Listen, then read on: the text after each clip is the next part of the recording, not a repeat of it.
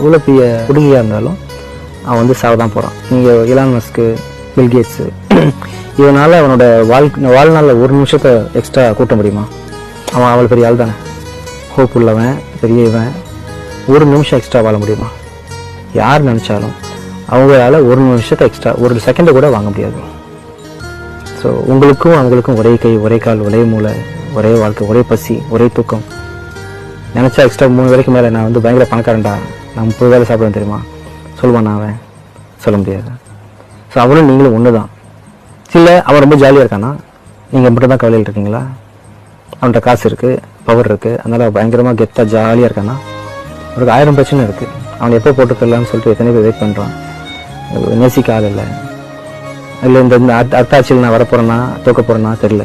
கூட இருக்கிறவனே நல்லவனா கெட்டானா அவன் தெரியாது. அவன் கமித்த போகிறானா, நல்லதான் உண்மையாக தான் அண்ணன் கூப்பிட்றானா,